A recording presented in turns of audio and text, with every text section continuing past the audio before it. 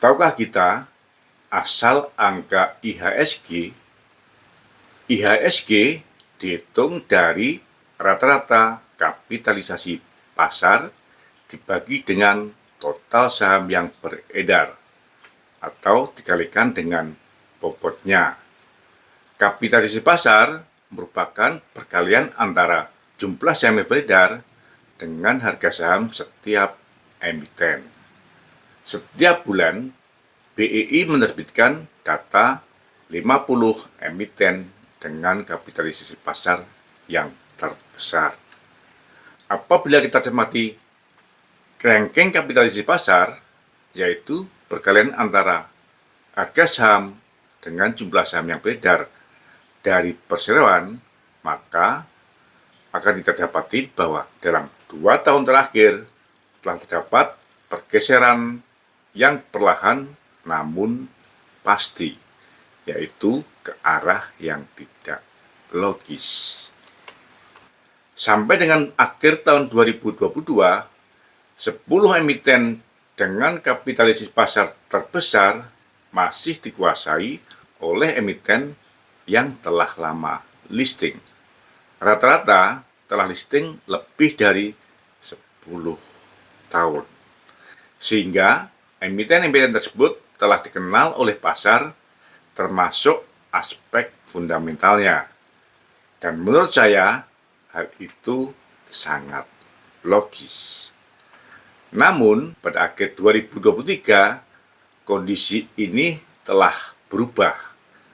Mulai muncul emiten-emiten yang belum genap 1 tahun listing namun telah nongkrong di ranking 10 kapitalisasi pasar terbesar, di antaranya Brent atau PT Barito Renewable Energy yang baru 2 bulan listing.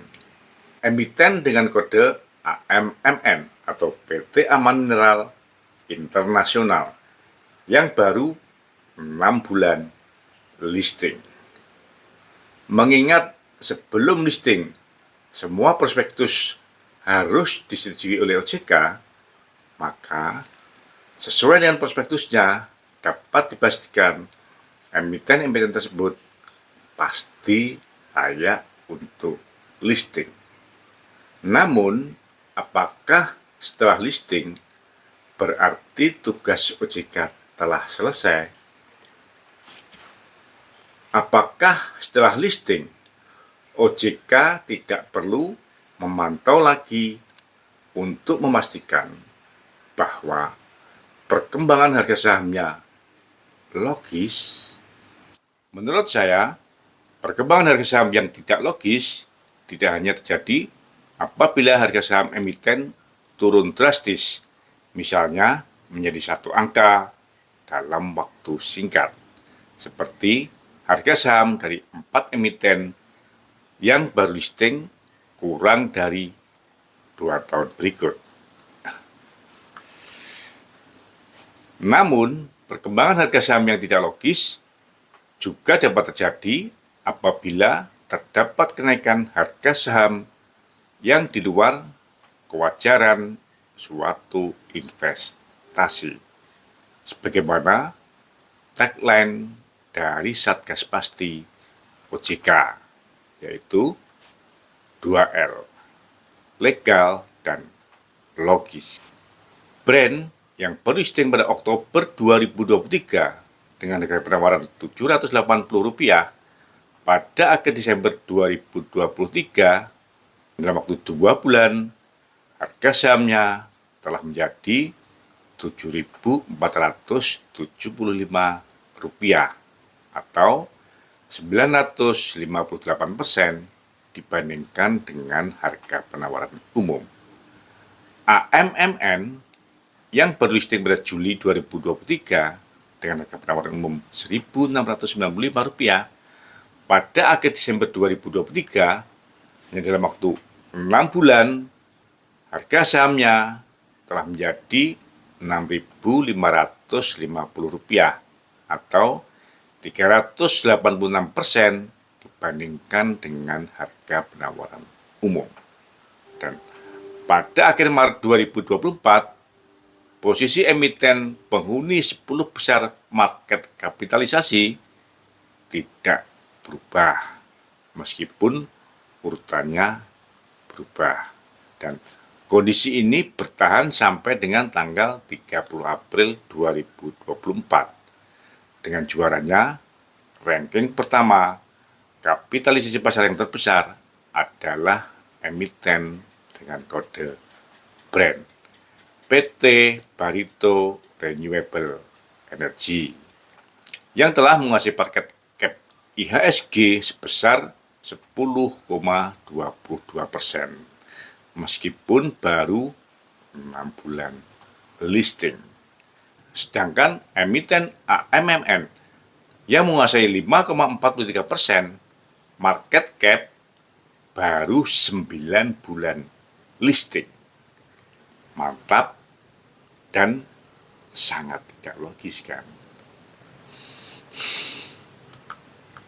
Selamat datang di Investor Level C.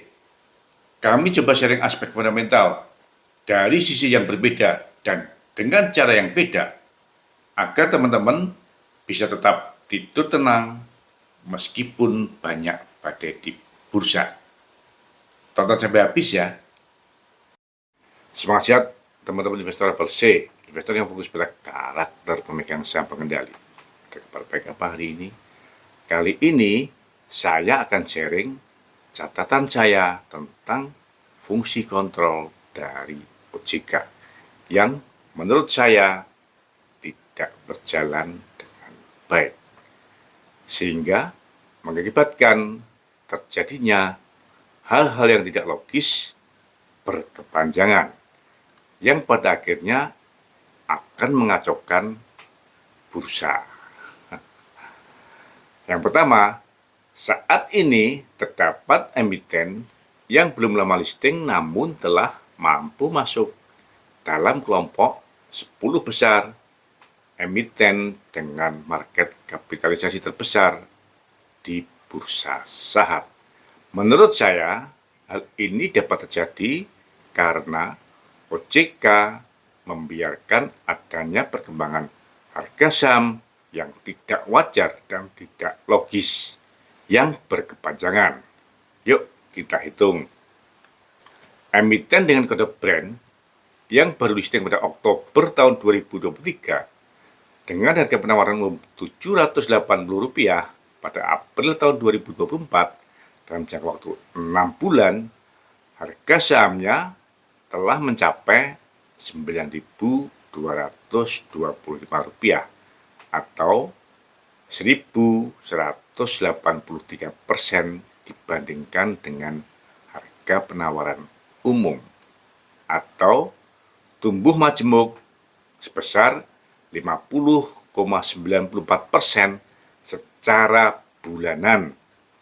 Compound growth rate secara bulanan ya, bukan tahunan.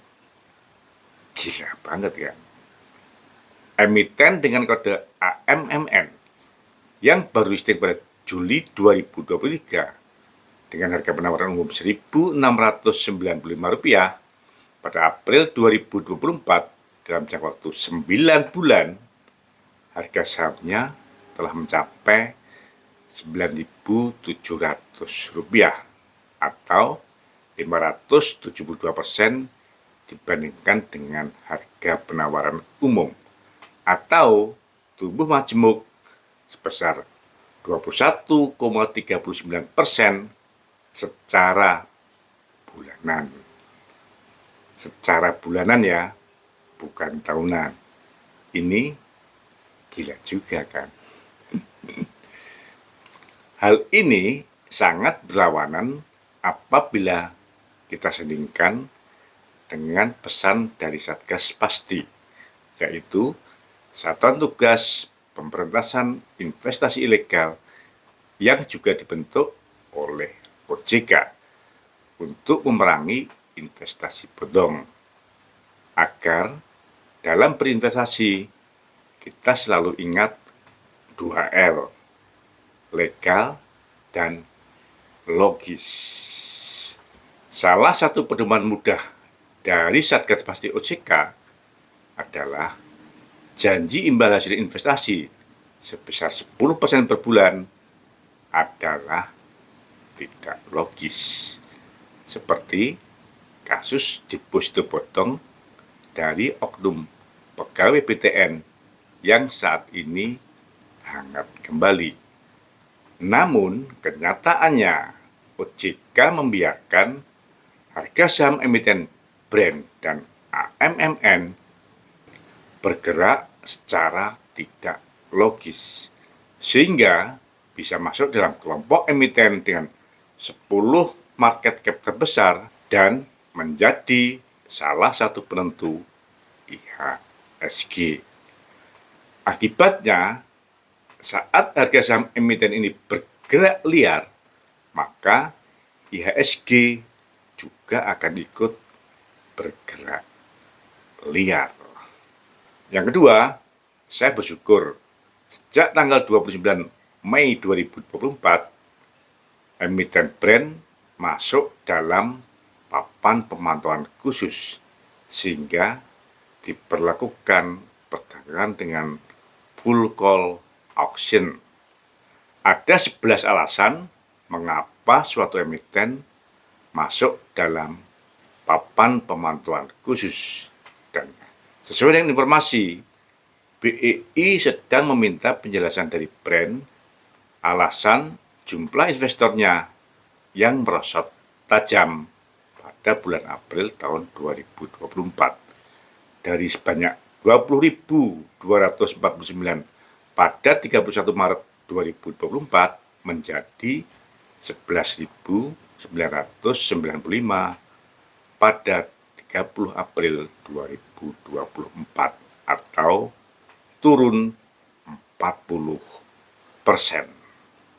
Mungkin Brand disuspend oleh OJK karena menunggu penjelasan atas penurunan jumlah investornya, sehingga Brand masuk dalam papan pemantauan khusus. Karena disuspend lebih dari 1 hari, maka Brand masuk dalam PPK sesuai pertimbangan nomor 10. Atau bisa jadi Brand disuspend oleh OJK karena pertimbangan nomor 11. Sayangnya, alasan OJK ini tidak segera disampaikan secara transparan. Berapa persen atau berapa ribu ketentuan perubahan jumlah investor tersebut, sehingga emiten dapat disuspend dan dapat masuk dalam papan pemantauan khusus.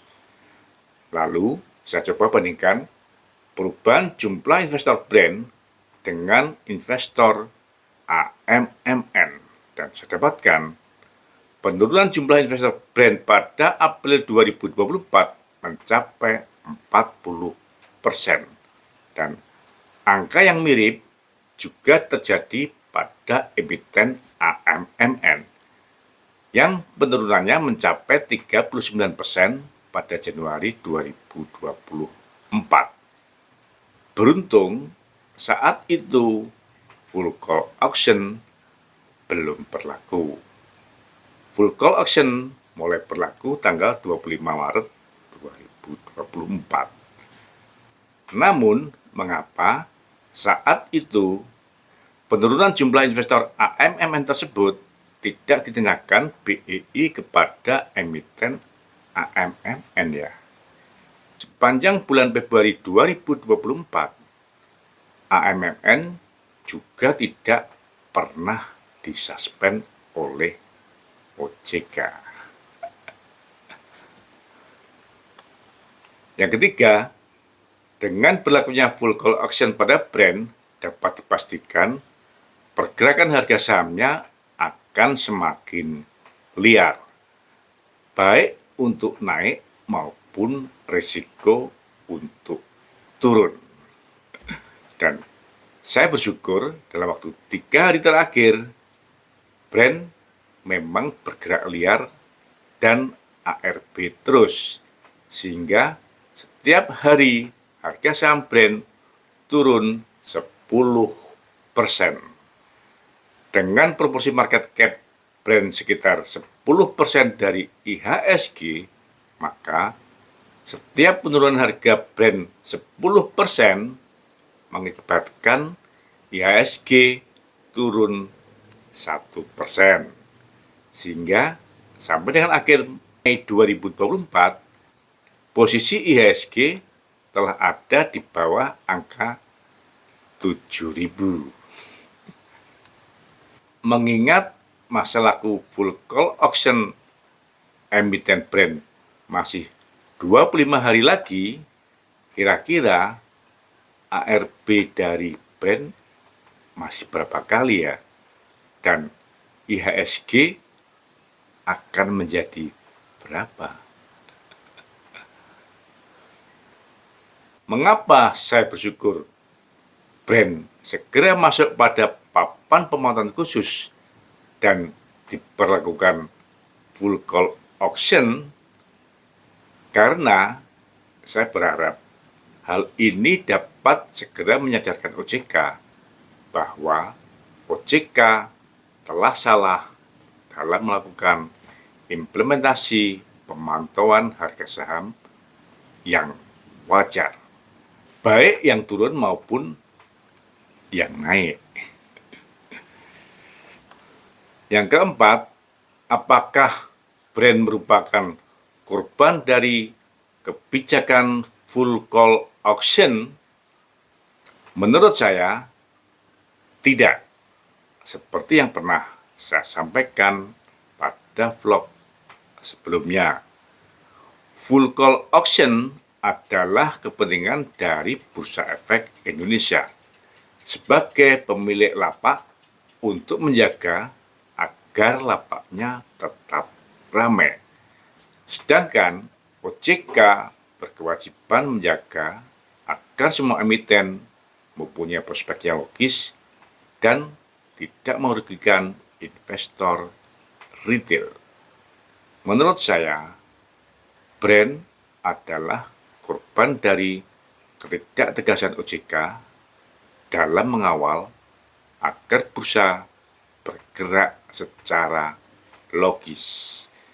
Ketidaktegasan tersebut berkepanjangan, sehingga brand berhasil masuk dalam 10 emiten yang berkapitalisasi besar di BEI dengan harga yang tidak wajar. OJK seharusnya menjaga agar harga saham semua emiten bergerak secara logis. Harga saham yang naik secara tidak logis mestinya juga harus dijagain. Dan menurut saya, fluktuasi harga saham yang logis jauh lebih penting dibandingkan dengan jumlah investor. Bayangkan dalam waktu 1 bulan, saham brand pernah naik sampai dengan 500%. Sejak listing, rata-rata harga saham AMMN juga naik 2 digit setiap bulan. Akibat pembiaran oleh OJK yang berkepanjangan ini, meskipun secara fundamental brand sangat bagus, namun menurut saya valuasinya sangat tidak wajar dan tidak logis. Sebelum masuk papan pemantauan khusus, BBV brand mencapai 200 kali dan price earning ratio dari brand mencapai 823 kali. Bahkan market cap dari brand sempat beberapa kali menepati posisi yang teratas, sehingga pergerakan harga saham brand yang liar akan mengakibatkan IHSG juga juga bergerak secara liar. Kita baru kaget pada saat harga saham Brent turun. Namun, sadarkah kita pada saat harga saham Brent naik, kita tidak ada yang waspada atas ketidakwajaran harga saham Brent. Akibatnya, saat ini kita harus menghadapi kenyataan untuk tidak begitu saja percaya dengan IHSG. Kita tidak perlu panik saat IHSG turun apabila penurunannya karena emiten Brent atau emiten lain yang harga sahamnya tidak logis. Kita juga tidak boleh optimis bila IHSG naik apabila kenaikannya karena harga saham Brent atau emiten lain yang harga sahamnya tidak logis. Artinya, kita dipaksa untuk mempunyai IHSG bayangan sendiri dengan mengoreksi saham-saham yang tidak logis. Lalu, sampai kapan hal ini akan berlangsung? Sampai OJK mampu menjaga agar bursa tidak dikuasai oleh emiten dengan harga saham yang tidak logis. Sampai OJK mempunyai rel yang jelas dalam menjaga pergerakan harga saham semua emiten yang listing agar bergerak dalam batas-batas yang logis. Atau mungkin sudah saatnya Satgas pasti fokus ke internal OJK ya, agar OJK mampu menjaga harga saham dalam batas-batas yang logis. Menurut teman-teman bagaimana? Kasih komen ya, dan semangat sehat. Terima kasih telah menonton. Jangan lupa kasih komen agar channel Investor Level C selalu lebih berkualitas. Dan jangan lupa sharing agar teman-teman lainnya bisa mendapatkan manfaat dari channel Investor Level C. Terima kasih.